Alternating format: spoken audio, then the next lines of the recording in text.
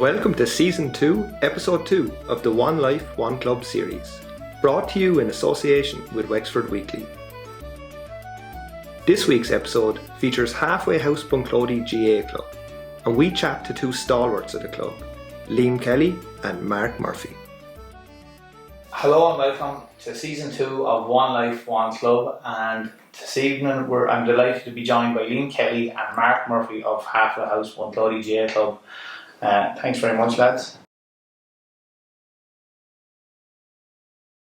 Liam, I'd just like to start with you there about the early days of the club.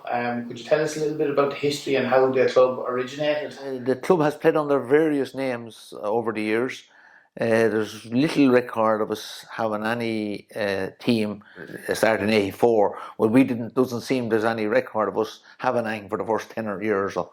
But we did have a good junior team then, coming up to Wexford's grade 4 in a row. In 13 we won the junior football. Bunclody Insurgents won the junior football, and that left us with a couple or three lads knocking around that 4 in a row All-Ireland winning team. John Wall was on 3 of them, I think, and we had an Armstrong and Shurdens. They were all involved. The trouble is we didn't win anything again until 1968, so it was a long barren spell.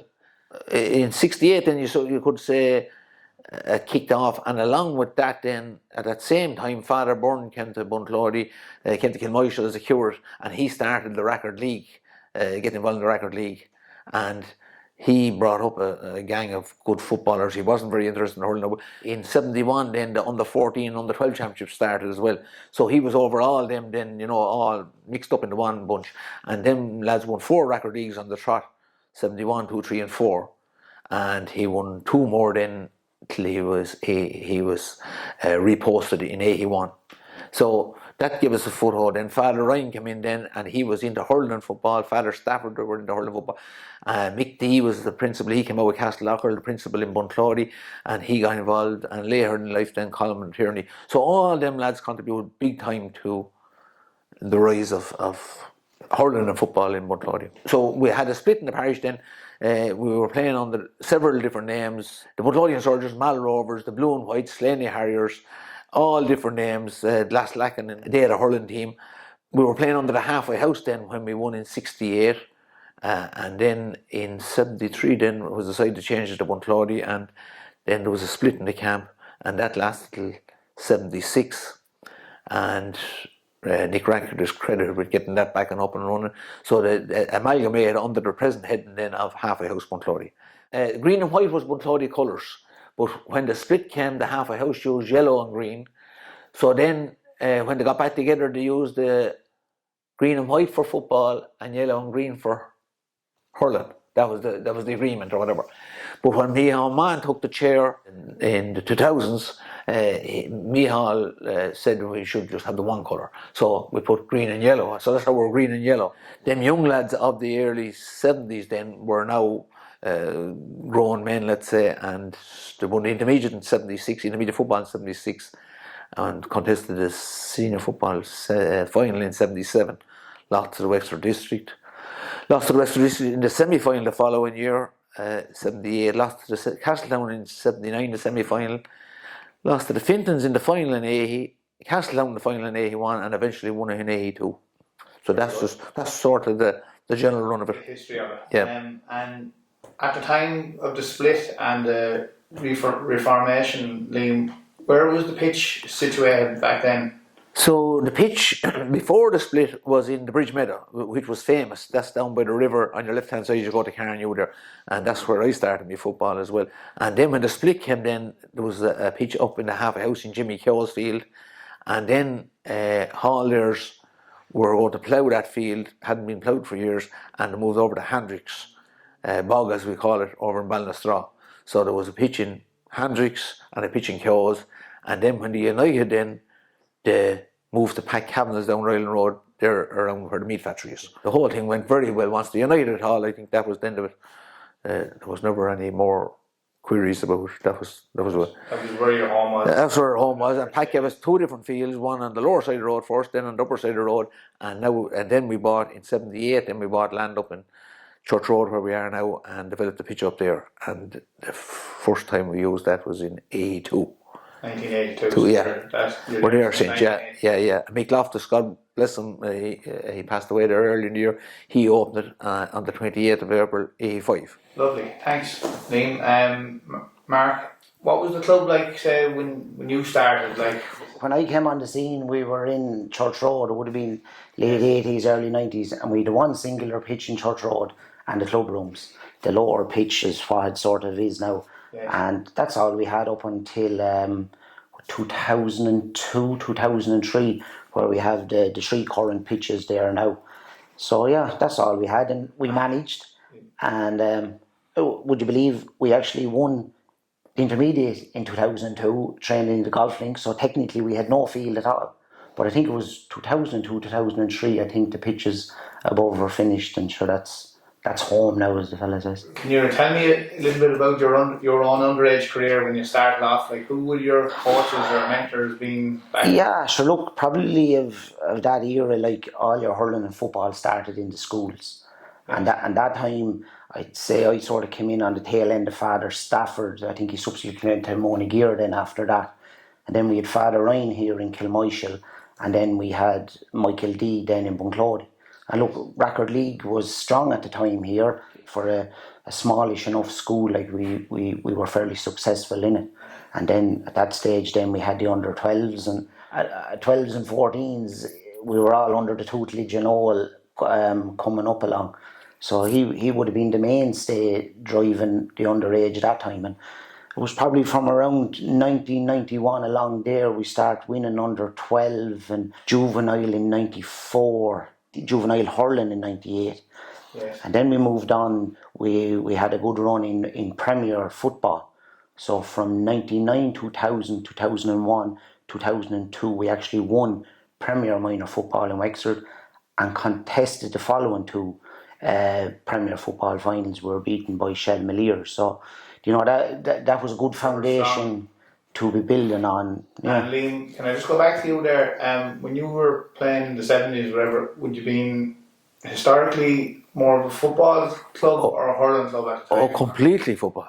Absolutely, football. Completely football, yeah. The renaissance in hurling came from, my father was a Hollow Rangers man, you know, Marshtown man, and he came here and he was no interest in football whatsoever. He was a complete hurling man, and he unofficially took over a junior team in 78, and that was the first adult championship was ever won in Bunclody.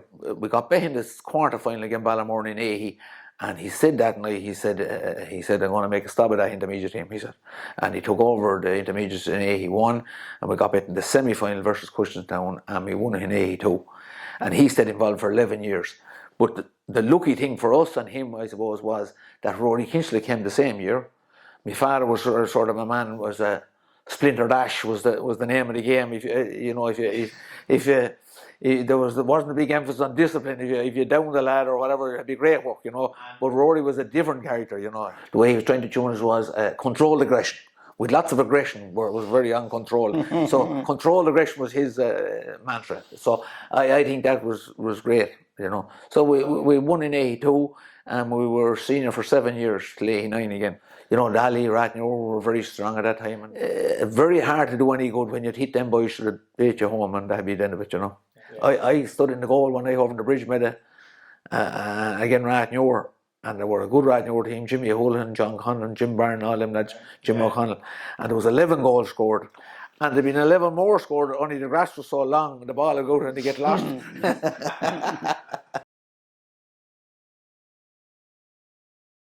Mark, what would your standout moments be from your playing career with Bunclody? Jesus, it's hard to put a pinpoint on it, but a few county finals and I suppose probably for me as an impressionable 16, 17 year old was winning the intermediate in 95. I can't rightly recall, but I think Marshalltown were hot favourites for that, were they?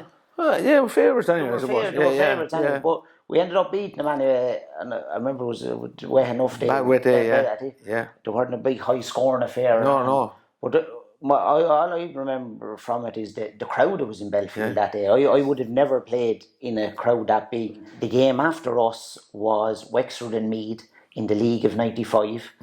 the infamous where Meath won. They were a Division 2 team or whatever, and I think it was the kickstart for '96. Yeah. But I remember there was a big crowd in that day, and that would be a standout one for me. And that would have been October, November time, '95. And the next match we played in senior wasn't till so probably September, October the following year in senior. And we played in '96, and we played Feathers below Wexford Park. I remember there was a whole of a crowd in it. It was 2 or 3 weeks after the winning All Ireland, and the crowds in it. It was just a great atmosphere. I always remember them 2 games as being standout. Young and dumb, probably, but there were 2 good occasions. Very good. And Liam, I'll ask the same question to you. Yeah, well, I was lucky enough at a young age. I was on the first record league team, won in '71. I was very young at that, and I played in 3 record leagues in a row. The next thing I won was junior hurling in '81. Yeah, and we won the junior intermediate then in '82. And that was the first time to win it, and that was something special, really, And we were an aging team, so a lot of them lads went on and played intermediate the following year. Even like Tom Hendrick, who was hardy, and he was in the middle of the field for the juniors that year, but he went on and captained the lads to win intermediate the following year. He too, and there was about 5 on that junior team went on and played intermediate, So that to win intermediate in '82, that was brilliant. Our lads had won senior football as well, so it was the double. And we spent years. That was an awesome. Yeah, big deal. Big deal. Yeah. Can I ask you, who would be the backbone of those teams now, say, that you mentioned in '82? Well, we take the hurling first because the hurling was extraordinary. We were only 19 of a panel, 5 Hendricks, 3 Kellys, 3 Connors, and 2 Kyosans. So it wasn't hard to make up the balance. I was lucky enough to be on the senior football in '85, and I suppose the senior football, even though I was more interested in hurling, but the senior football was definitely a big one because I was scarce to work my place in the team, so it was great to be there.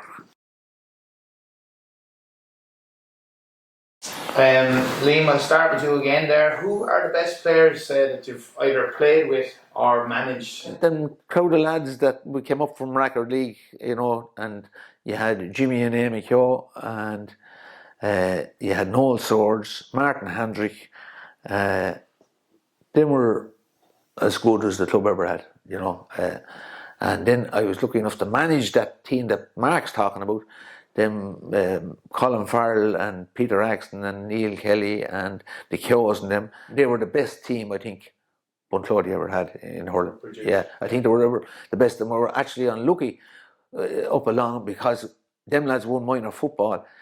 But we concentrated heavily on the football, and then the hurling started the following week, and they wouldn't have done enough hurling. And I remember we lost to Rathnure by a point one day, having not hurled for the previous 2 months maybe, And I just think if we had got in a little bit of hurling, them lads could. That's the team could have done very well, Yes. And them lads went on and won intermediate then. And a few of those played for the county, didn't they? Played for the yeah, sure. There was never better than Colin Farrell. The club never produced a better man than Colin Farrell in my book, and he's still playing, still leading the way, showing how it was done. Yeah. And was there any other players down through the years that maybe were unlucky to play for Wexford that were thereabouts but never? Lads a lot younger than me there. Dylan Keogh was a brilliant footballer, and at the present now we have Martin O'Connor, who's gone to Germany, and he's absolutely brilliant. He's a brilliant, and it was an awful loss to Wexford in the Talent Cup. He was an awful loss. Yeah. He was captain of Wexford the last 2 years. A great fella. Yeah. So I wouldn't like anyone to think that there was just older people are better. With lots of good young lads, and hopefully more to come. Yeah, and Mark, what about yourself? Yeah, any lads you played with? Yeah, look, there was lots of great, coming from say underage. Like we had good teams coming up along. Probably them, say the first of them early '90s teams, probably a lot of them didn't translate to senior players or whatever for one reason or another. We actually won under 16 in '94. And you were saying about finesse and all. I remember Alan Doyle actually put over a line ball in Belfield. Yeah. I don't think I've ever, the first time I ever seen it done. Right. Say come 2002 then, like, we had good lads, and they were only young at the time, like Conor Kinsella. I think Conor was actually captain in 2002. Yes. You had James Keogh coming, you Joe Kavanagh, lads like that. You know, Mahi Byrne were good. You know, good solid hurlers.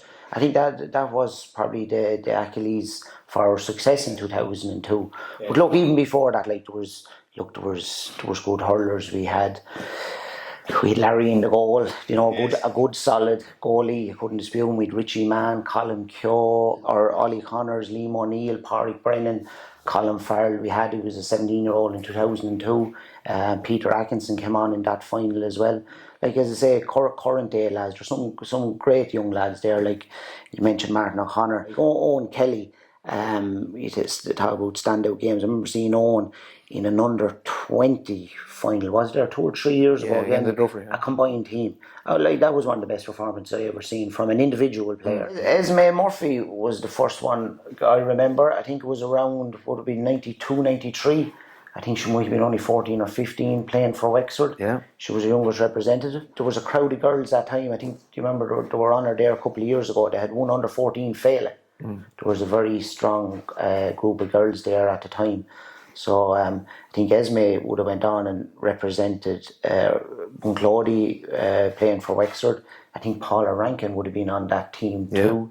They contested an All-Ireland final. Yeah. Anne Reddy was a Rathnure woman at the time, which is Bunclody woman now. So. Adopted Bunclody woman now, Glaslachan woman. Yeah. And we had Tracy Nolan, one in intermediate, and Fiona Kavanagh won the senior. That's right, one intermediate and senior the one day. Yeah. Like 96 was a glorious time for Wexford hurling, but especially for Bunclody hurling. You know, we had Colin involved, and we had Rory involved, you know. And you know, following Wexford teams and having your own involved is great too, and like probably to a lesser extent in 2019 when we had Aidan involved as well. Like, you know, it's great going following county teams when you have your own club men involved. Liam, would you be able to tell us about any characters or jokers around the club, around the halfway somewhere? Yeah. I'd say this: if we had less of them, we probably won more. No matter where you go in the county. The two people they'll ask you about was the Heather and Jimmy Keogh, because they were never out of trouble. Heather had all the talent in the world, and he wasn't fond of training or anything, but he had all the talent in the world, and he used to get in and out of all sorts of bother, but he had a great way of getting out of bother and a great way of getting into bother. Jimmy was a sort of a character. He'd fall out with all the opposition, he'd fall out with the ref, and then he started to fall out with his own lads, and then he started to fall back in with him again. And everyone in the county knew Jimmy. He was as high as a kite, day in, day out. Jimmy was all action. Yeah, all action. An action man. Yeah. And Mark, can you think of anyone that would be? Noel Ryan there would have been a good old character. There would have been some good spakes out in all. Yeah. I remember one evening. It was a real wet day below in Gorey in the old dressing room. It was spilling rain, but we weren't going out. The pitch was. I'd say it was only about 11 or 12 at the time. So someone they were in and out checking the pitch, this and that, or was going to go ahead or whatever. But I remember someone came in and asked Noel what was the pitch like, and Noel said, "I'll tell you the truth. There's a 21-yard line out there, and you could bury a fucking dog in it." I remember hearing this. I remember on a rain night out, and I remember going out to look into this 21-yard line to see what was in it. Well, it was always an expression. I remember, but there was no dog in it, thank God. Noel had a couple of good ones. To be fair, like another day we were playing the third team in junior B football.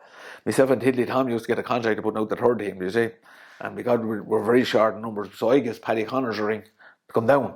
Paddy came down, but he no gear with him, so he played in the goal with a pair of leather shoes on. But we got anywhere for a wonder. Ballyhole used to basically be a point or two every year. But because we were winning. I was kicking out the ball, big toe kicking, I could go rail good or I could go rail bad, but my toe was getting sore anyway. I didn't want any more kickouts. And the ball was going wide. And I said, "Paddy, don't let go wide, Paddy." He said, so I didn't want to kick it out, you see. So Paddy got the ball and he came soling out along. It was after rain and drop. Paddy come out along and he soling away. The next thing the ball went up twice. Next thing he fell back on his arse. And the Ballyhole come in, he just tapped it into the net like that, you see. Game over, lost by a point. So the Ballyhole come into the dressing room after the match and he said, "Jeez," he couldn't stop laughing, you know, and he said, "Jeez, lads are in hard luck." He says, "Only for the goal man made a bit of a mistake." The goal man, says Paddy, "Liam Kelly, a man after playing senior football, you think he'd know better, wouldn't he?"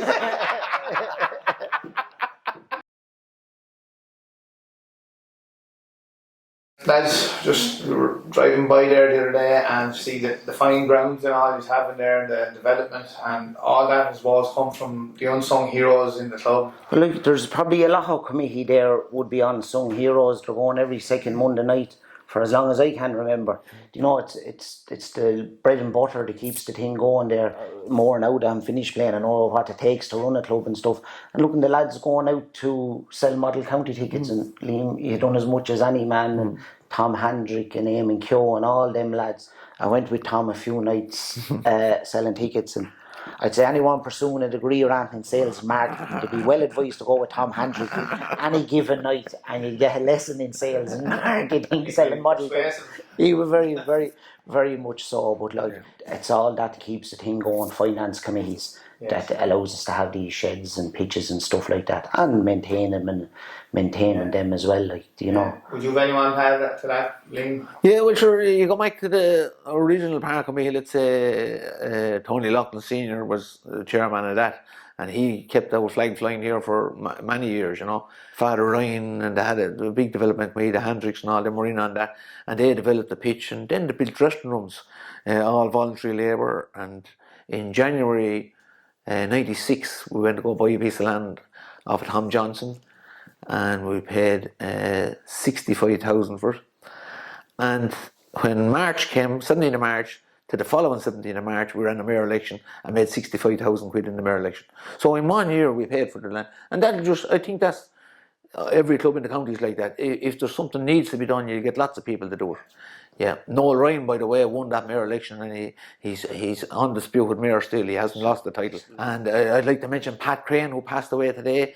His tractor and digger and all his machinery, along with all the other farmers around, were come in and do that work. You know, the tractors were all available, trailers all available, and come in and do that work and make it happen. And Bartley Regan is involved with the teams now. Is he, Liam? Bartley's involved. He's a manager there now. He was for a couple of years before there, stepped down last year, and he's back manager again. And we'd like to send our condolences to Bartley on the death of his father.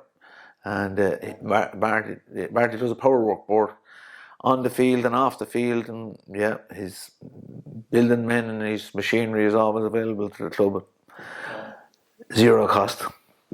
Great man, yeah. The other thing I wanted to say to you lads about the new standard you have built up there, named after John Wall. Yes. Would you be able to tell us who he was or a little bit about him? Yeah, well, there's a saying there, we won the junior football in 1913, and John Wall was on that, and he got his place on the county team. We won 4 in a row, but he only played in 3. He didn't play in the last one for some reason we don't really know. But my brother Shemmy put a committee together there about 3 years ago, and to name the name after John Wall, and his son Canon Seamus Duvall opened it. So it was brilliant. He's 96 years of age, so it was brilliant to have him open it there. And the irony is the next Bunclody man that wins 3 All-Irelands to be a stand bill for him. Yeah. Is there any more unsung heroes? She's the book and world. Like, in fairness, Noel in latter years took over teams there, and there was no one chomping at the bit to take it. Yeah. Like, sure, there's no man put in as much time in the field as Noel Ryan. No one. Absolutely no one. No. You know, be the Lord, learn from morning to night, every night. And I was never in fear in my life going to a match, bar one evening we were up in the field. Whoever transferred above in the field anyway, there was a match going on and we hadn't know how to play. So a phone call was made and we were going to Kildavin to play the match. And I remember Noel had a now red escort van at the time. So the plan was to make 3 or 4 runs in the escort. Well, as I remember him going over, you remember Dean Sampley, where the bad road. Yeah. As he was only hitting the roads and spots.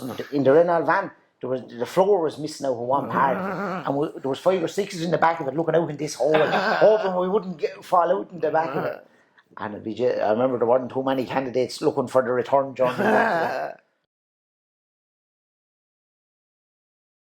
Okay guys, we're just on to the section of the interview now, the friend or foe section. So I'm just going to call out a list of clubs that you may have come across throughout the years, and if you could just tell me if you think they're a friend of the club or yourself personally. We could have 2 eras here. We could have the controlled aggression era or the post-controlled aggression era.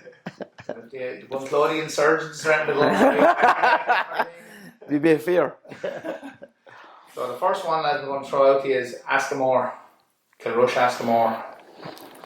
They're a team actually over I'd say the past 10 or 15 years.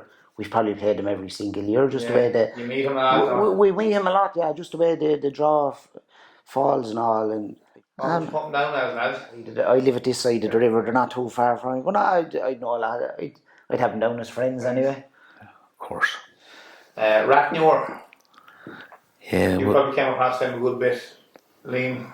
Yeah, well, we played him in the 2 years we're senior there now, and I should be baiting you be so much you couldn't follow them.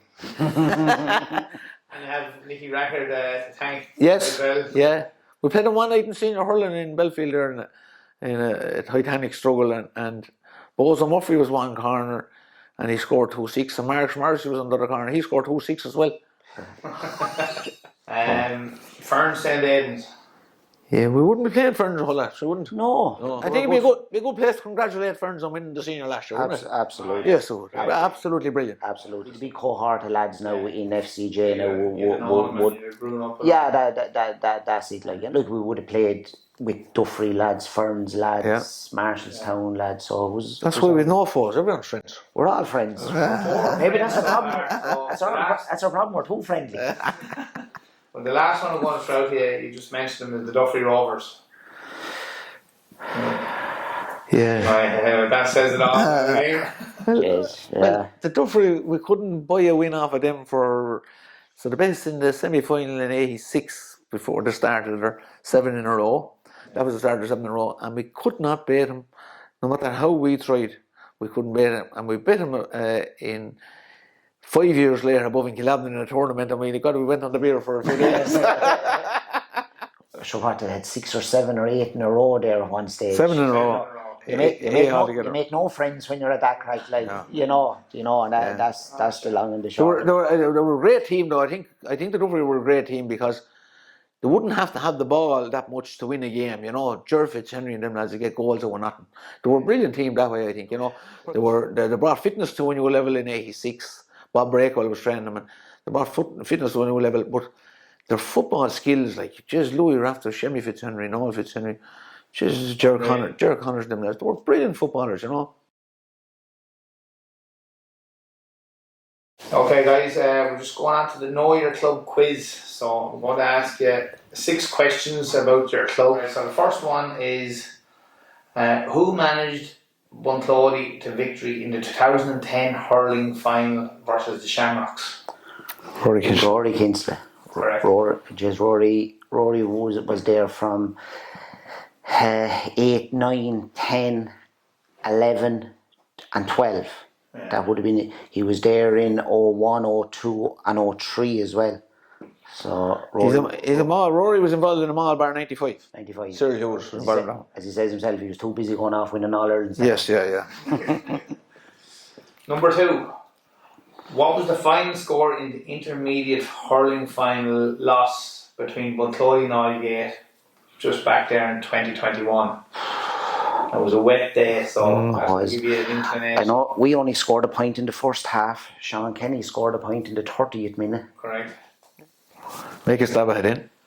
Yeah, well, you're right in saying that, but I want the final score. Final score. I wouldn't say it was pretty, was it? It wasn't great. No, Conditions weren't good. I'm going to say 3-12 to 6 points. No. 2-8 to 1-5. Oh, jeez. Okay. Weren't as bad as we thought. No, weren't as bad. Liam, you should get this one. Who refereed Bunclody's senior football championship final win over Gusseron in 1985? Can you remember the referee on the day? John Denton. Correct. Number 4. Who did Bunclody beat in the Premier Minor football final in 1999? I did. What are we talking about there? Was it the Starlights, was it? Correct. Yeah. It's 3 out of 4 so far, boys. In what year did Bunclody win their first Junior B hurling title? 78. Correct. Last one. Who captained Bunclody to victory in the 2002 hurling final versus Askamore Kilrush? Conor Kinson. Yeah. Correct. 5 out of 6, that's a good score. Yeah. First time we're ever top of the class. Yeah.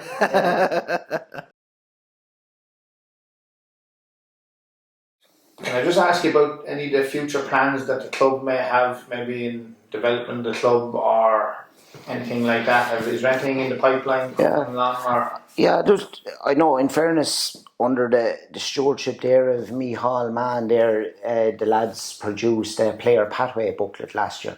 Okay. And I think it was one of the best things that the club ever invested time and resources and stuff into. Like, it basically gave from each age group up along what markers players should be making and stuff like that. And I think it was a very worthwhile exercise. I know Michal and the Slevin was involved. Dennis was involved here with it as well. So it was a very good initiative to kickstart Cushta. And in fairness, like, there's a lot of good work currently being done in Cushta.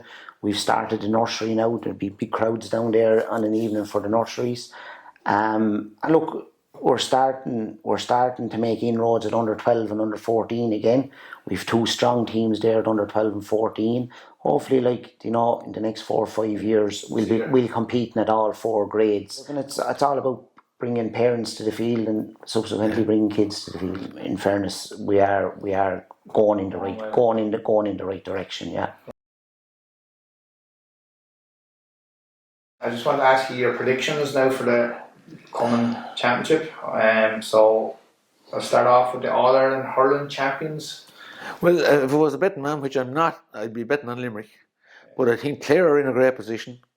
I think the Leinster teams are a little bit, even though Kilkenny be hard beaten, they'll always be hard beaten, but I think they're at a different pace.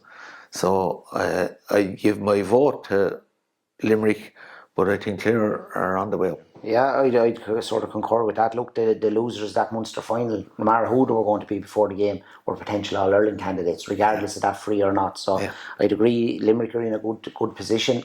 They can use that chip on the shoulder, that free, whatever it takes to get him over the line. But yeah, it'll be toss-up between them. I think Tip will give it a good rap, but I think Limerick will get it together and they might see it out. 4 in a row. 4 in a row, yeah. You're All-Ireland football champions.